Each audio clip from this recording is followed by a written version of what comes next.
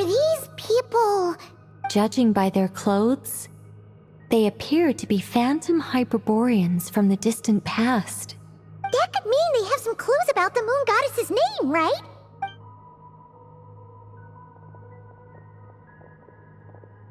Hey there! Could you tell us what the moon goddess's name is? Sorry. That's probably a weird question, huh? How do we explain this? The moons are long gone, and their goddesses are dead. Their names no longer mean anything. When a new moon goddess is born, we will surely know her name. We have used every last resource at our disposal.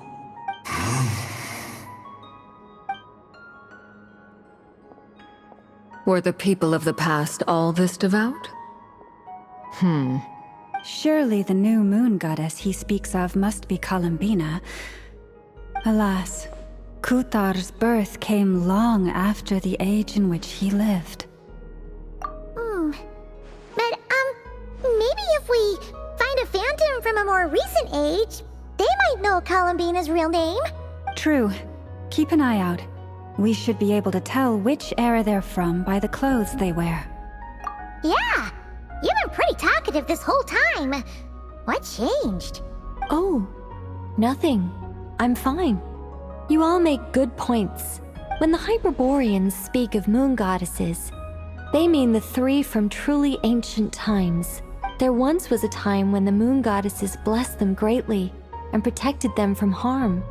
So, when the war between the gods and dragons plunged the world into chaos, it seems they looked once more to the moons for help. Yeah, that checks out. Let's continue on. Who knows what else we may discover?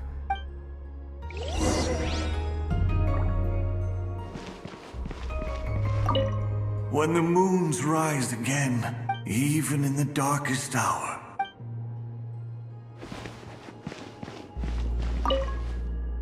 The moons have left for now.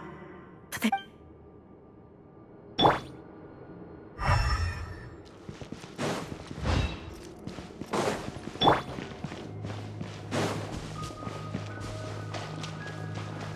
There's a door blocking this path. Not a problem. Try this.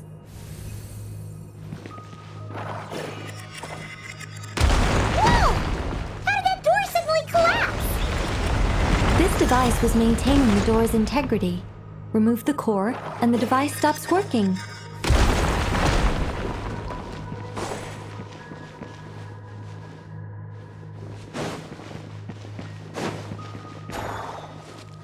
Is this our destination? Impressive. More precisely, this is a device that will help us reach our destination. Let's go. We still have a long distance to cover.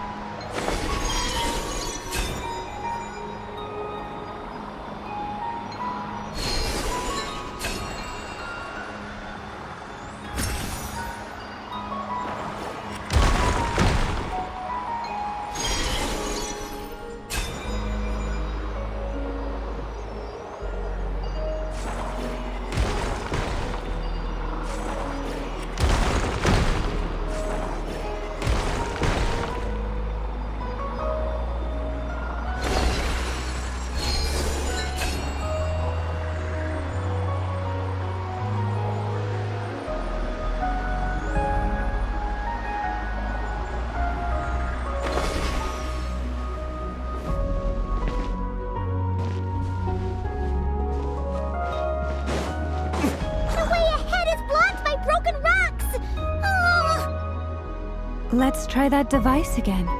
Remember the door from earlier?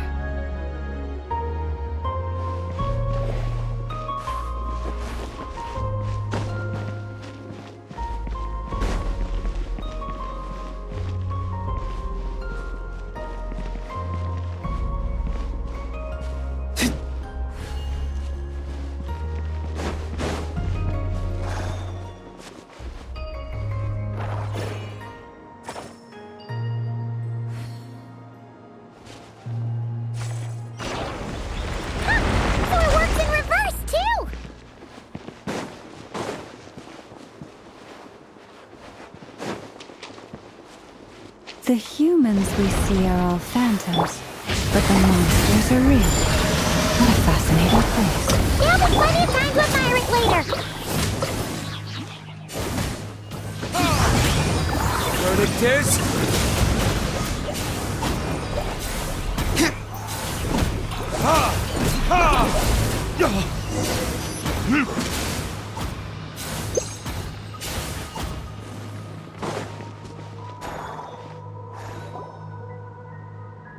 Ooh, there's a whole bunch of artwork in here. Seems pretty old. Nicole, this is probably your area of expertise. What do all these paintings mean? Let me see. To understand these murals requires some knowledge of the history surrounding the War of Funerary Flame. I shared a little of this with Lauma before. Yes, I think I follow. The dispute between the Moon Sisters, the transformation by Nibelung. Oh no, it's no trouble. I'd be delighted to share the tale again. Alright then. Tevat's 3 moons and their goddesses were brought into being by the will of Nibelung, the then ruler of Tevat. But when the heavenly principles came, they changed the world completely, down to its very foundations. The moon goddesses were nowhere near strong enough to challenge this entity. But the heavenly principles did not view them as heretical entities that had to be removed. Essentially, the 3 moons existed to keep this planet alive and operational, which did not directly conflict with the heavenly principles' aims. Nevertheless, the inherent precariousness of this arrangement would soon be revealed. Nibelung returned. Yes. He did, and thus began the War of Funerary Flame, a battle for dominance between Nibelung and the heavenly principles. Discord would soon emerge between the 3 Moon Sisters. One would voice the opinion that they should follow Nibelung, for it was he who first hung the moons in the sky. Another would argue that taking sides in the conflict would only bring the world closer to ruin. There was no telling where it would lead, especially since their creator had returned, bearing the perilous power of the abyss. Nibelung would eventually discover their disloyalty. He had all 3 imprisoned before transforming the moons into weapons with which to fight against the heavenly principles. What? Weapons? Yes, the very moons that had once defended the planet became instruments of death and destruction, striking terror into the hearts of all living things. And although the heavenly principles and the 3 Moon Sisters had once been at peace, it now seemed that the moons posed an unacceptable threat to Tevat. It is possible that the heavenly principles did not know of the goddess's imprisonment. If so, the weaponization of the moons would surely have been viewed as an intentional breach of the peace agreement. Regardless of who knew what, when, the heavenly principles shattered 2 moons and flung the other beyond the skies. Whether the goddesses managed to escape Nibelung's captivity after his fall, nobody knows. But this much is certain. From that day on, the moons no longer belonged to Tevat. The rejection slowly drained their power until eventually they passed away. So that's the full story. You say the moons ceased belonging to Tevat from then on. Why then would Columbina be born here? That is perhaps due to the lingering connection between the Frost Moon, which was not shattered, and this world. They never desired war. I see. If the final fate of the 3 goddesses is as you say, our investigation has yet to bear fruit. Yeah, you're right. Let's keep going.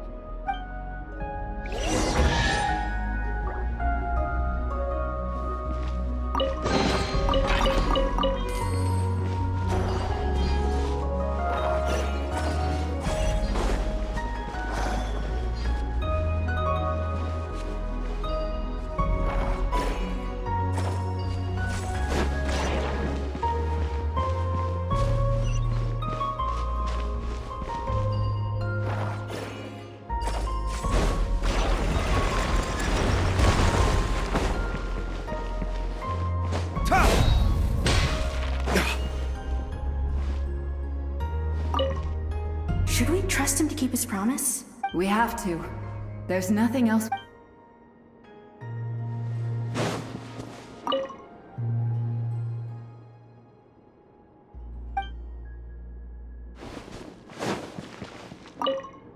Why? Why do the creators of this world remember his words?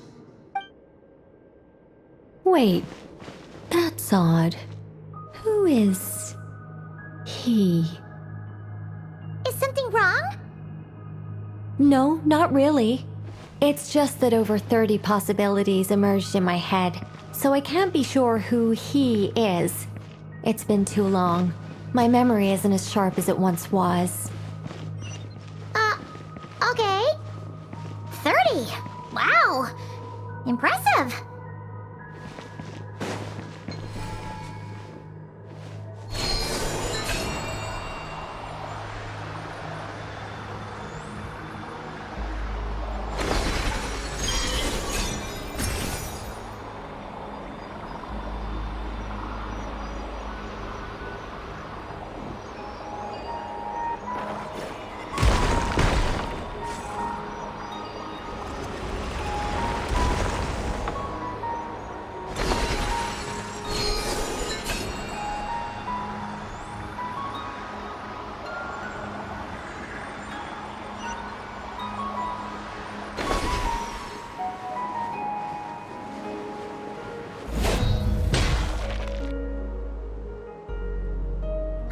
We're finally here! Indeed. I was a little worried about that at first, but as we got closer, I sensed that the Kuvaki within it flows unimpeded. The only issue is how to activate it. What about the cores from some of the other devices we've seen? In all likelihood, yes. I imagine that would have been the Hyperborean's backup plan.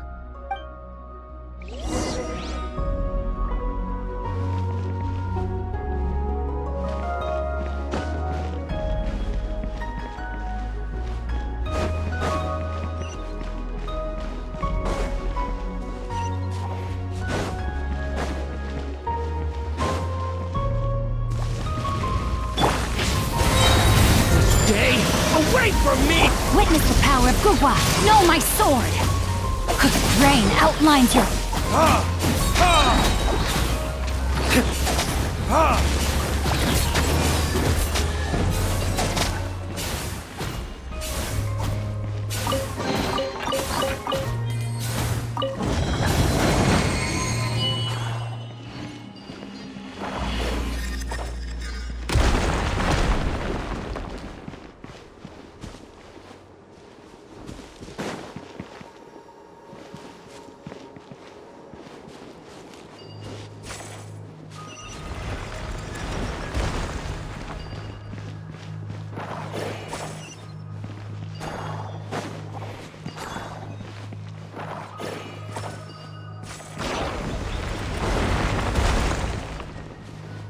Paimon found a core! But how do we get across? Walk up, then jump down.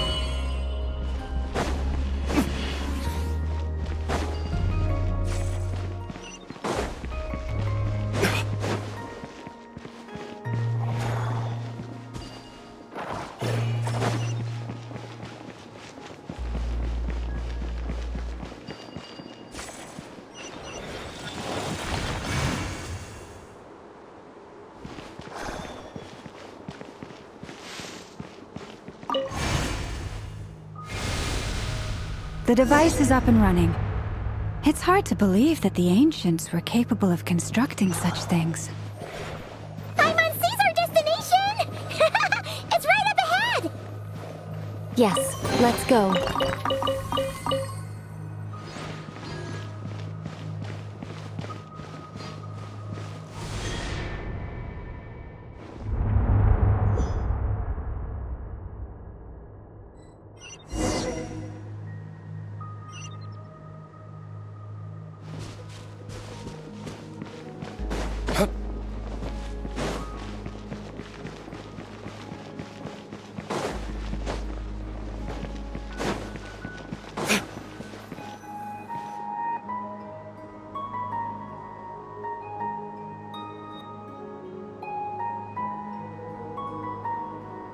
This is where the people of Hyperborea communicated with the moons. We need only place the moon marrow upon this platform on Moon Prayer Night, and we shall be able to open a portal to the moon and send our moon goddess back home. The assumption being, of course, that we can find her first. That's right. You want to know if it's safe there, don't you? And yet, she has no choice but to return. You know... That's not the only issue here. This is the end of the line, right? And despite looking at historical artwork and talking to people from Hyperborean times... If it's not too much trouble, could you tell me exactly what Alice said to you about finding her name? Oh, sure. What she said was... Then your first job is to find it. As a moon goddess, I'm sure she must have a name she identifies with. Neither Columbina nor Kutar is her true name, and she's never really accepted either of them. Is it not also possible that she has never had a true name? Not at any point in history? That would be a hard pill to swallow. But at this point, we may have to accept that that is the truth. No one knows how she came into being, and she certainly doesn't have parents in any sense that we're aware of. Perhaps she was never granted a name at all. But does that mean there's no way to get Columbina back? Huh? Wait, why all this pessimism? Was it the way I phrased this question? Well, just because she's never had a real name in the past doesn't mean she can't have one now. What? Think about what Alice said again. She never once said that you'd have to find a new name, did she? Are you saying what I think you're saying? Yes. Names are anchors that connect us to the world. If she doesn't have one already, then all we have to do is create one, no? It's like... yes. Traveler, when you first arrived in Teyvat, do you think you would have turned around if someone behind you shouted, "Hey, Tumaini"? But what about now? I understand what you mean. Life is a long journey. Even the friends and family by our side can change over time. When people call you by different names, what matters isn't so much the words, and of course, whether that resonates with you. Lumine.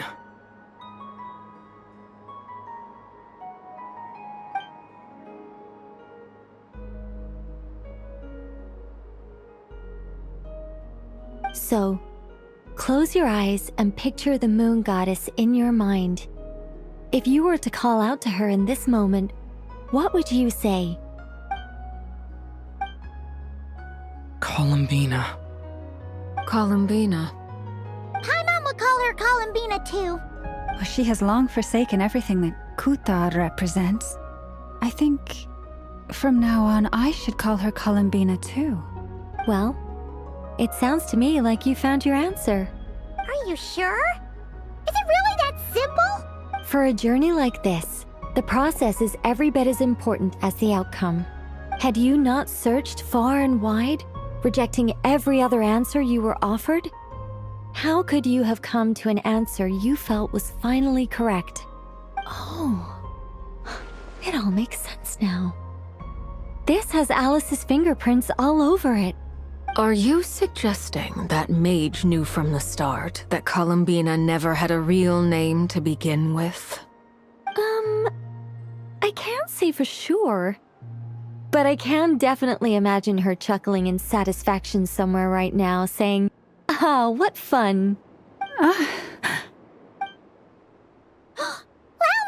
Your antlers! You should hurry. The festive moon has begun to rise. Do not worry, for when you called the name Columbina just now, I could sense that the power within was enough to summon back the moon goddess. The power within what? The name? Yes. So, the thing is... What's wrong now? This is so annoying. I really want to explain how that whole thing works. Starting from the founding principles of Tevat and... Oh, I could talk about this for hours. But... Deep breaths, Nicole. Deep breaths. You're an angel. A sober, sensible, solemn angel who has her priorities straight. Okay then. Anyway, you all need to hurry. Last thing, remember how it felt when you called out that name. Then it is agreed. By the name Columbina, we shall find her. Then we'll throw her the best Moon Pair Night party ever! And at last, we will send her home.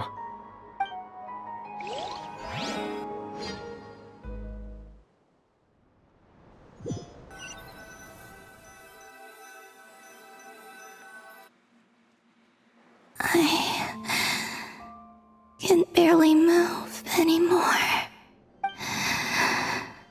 My consciousness is fading away. Have they come back out? I'd love to see them one more time.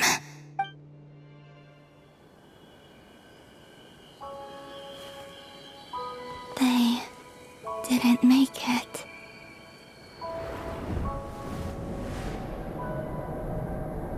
Could you tell me your name?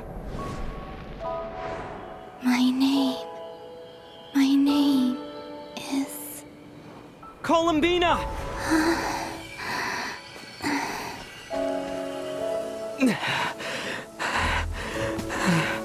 Columbina! Are you here? Columbina! That's the name you gave when we first met. And it's what I've called you ever since. Columbina. It's a fine name. I have many fond memories of Columbina, and so do all of your friends.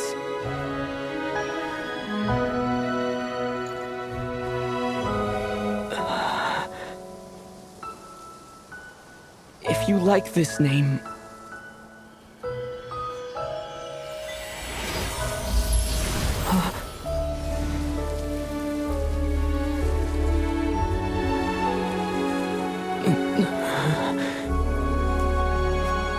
Looking for me?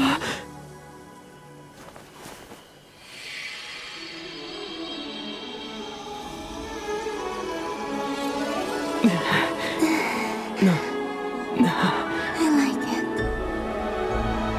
You can carry on using it. My name is Columbina Hyposelenia.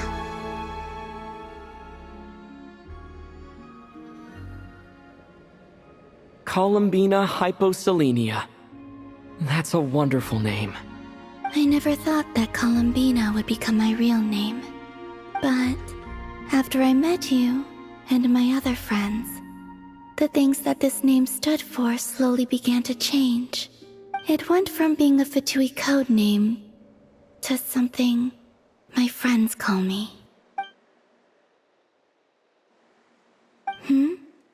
What is it? Why aren't you saying anything? I'm just so happy for you. Thank you.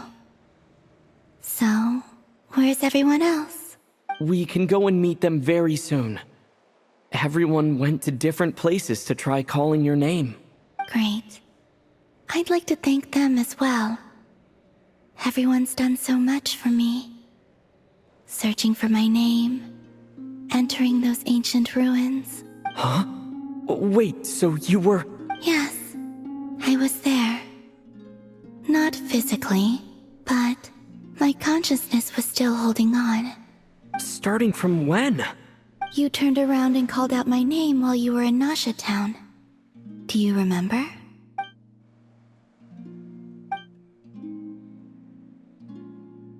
Let's go.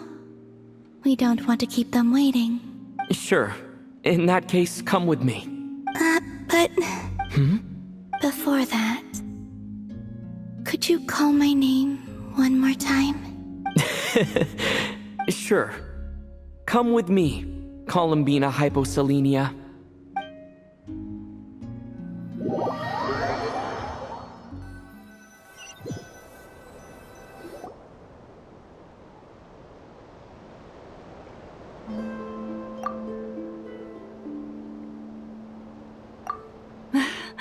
Columbina! Oh, this truly is wonderful. Llama! I can't breathe. Ha-ha! Just in time for Moon Prayer Night. It's good to have you back, Miss Columbina. Yeah, we were worried sick. Thank you, my friends. With your help, I now have a name that belongs to me. Columbina Hyposelenia. Where's the second half from? You added it yourself? That's right. It means... Born beneath the moon. Yes. And by extension, it can also mean born beneath this world. A fine name. Now, as much as it pains me to interrupt this beautiful reunion, I feel obliged to remind you that the Moon Prayer Night celebrations in Nasha Town have already begun. Don't you want to enjoy the festivities? There's so much to see and do. And some of the ambient lighting and entertainments were sponsored by the kind souls in the Hexen Circle. Nicole? Why have you turned into Dodoko? So you're Miss Nicole. Thank you for helping us, and for helping me find my name. You're quite welcome. Guiding lost people to hidden treasure is what we Seelie do. And if you ask me, spiritual treasures are far more precious than material ones. Anyway, I had to go help Alice. It seems like she ran into some trouble. But don't worry, we're with you in spirit. Keep an eye out for the Hexen Circle's festive stalls in Nasha Town. The Frost Moon Scions have also prepared various attractions. On that note, Nefer, about that request I made. It's all in hand. Yehoda is on site to ensure that everything goes off without a hitch. Wonderful. In that case, Traveler? Huh? Come on, Columbina. It's time to celebrate the best Moon Prayer Night ever.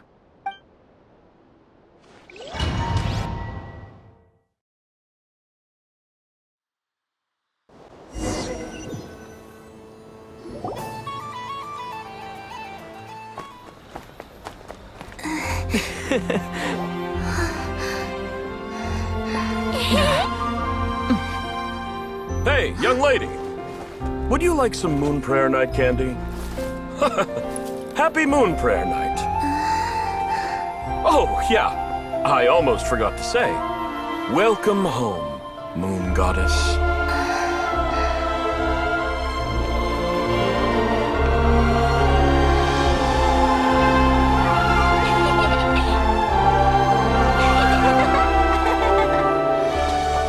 Welcome home, Moon Goddess.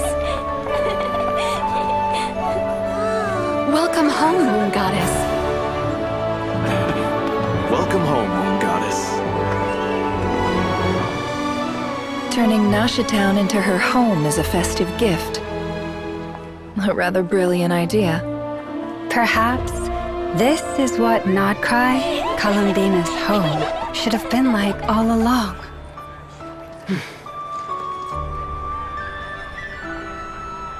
Thank you for the gift. I like it a lot.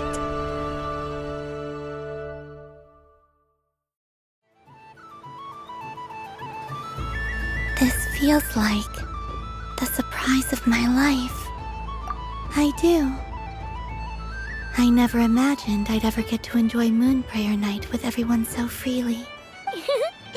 Quite a strategy you came up with. Hide the tree in the forest. It's not your usual style, Lauma. Is there something about Moon Prayer Night that enhances what's in your head as well as the antlers on top? Apparently so. It even inspired a perennial penny pincher to use their resources for a greater cause. It truly is a magical festival.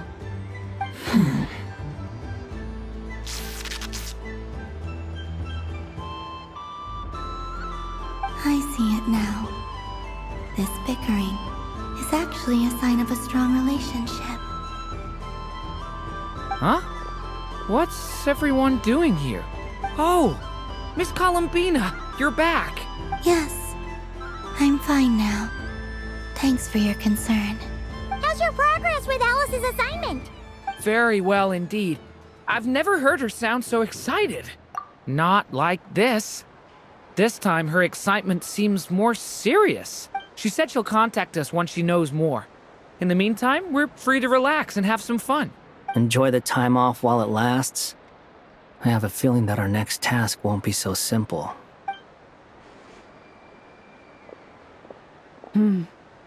I should go. I still have a few things to attend to at the Frost Moon Scion's stall. And I think I'll take a look around. With any luck, this once-in-a-year festival will come with once-in-a-year opportunities. Hold up a second. Where's Varka? I believe he made a beeline for the flagship the moment he entered Nasha Town. Ah, that's Mondstadters for you. Goodbye for now, Columbina.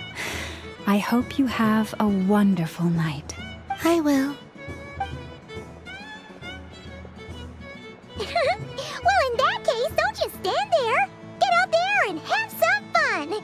You'll definitely get a warm welcome at every stall.